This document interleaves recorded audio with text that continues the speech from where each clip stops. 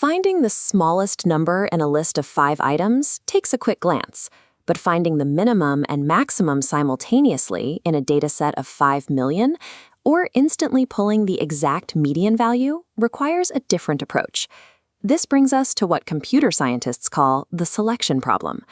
As this slide shows, the goal is to input a set of n numbers and an integer I, and output the exact element that is larger than exactly I minus 1 other elements.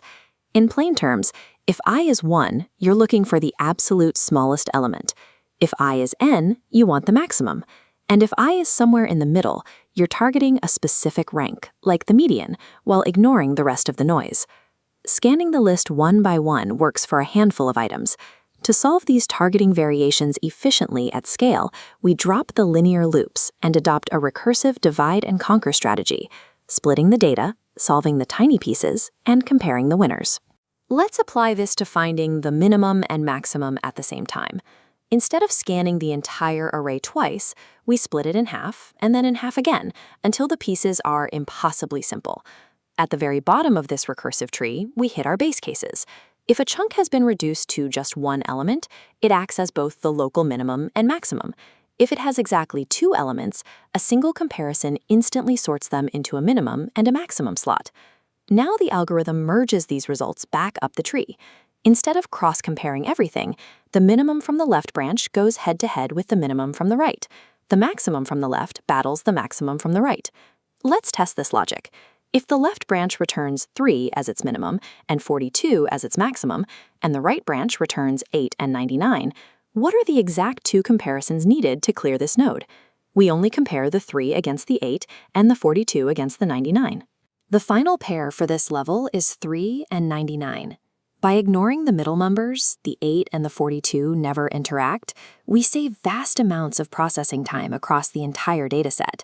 That elegant pairing works perfectly at the absolute edges of our data, but finding an arbitrary kth element, like the exact median, breaks the min-max tree because we can no longer safely discard the middle values. To solve this, we use the select kth algorithm.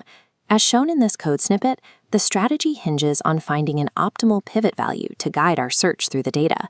First, the algorithm divides the massive unsorted array into tiny uniform chunks of 5. It then sorts each of those 5-item blocks individually to find their respective medians. Here is the recursive inception.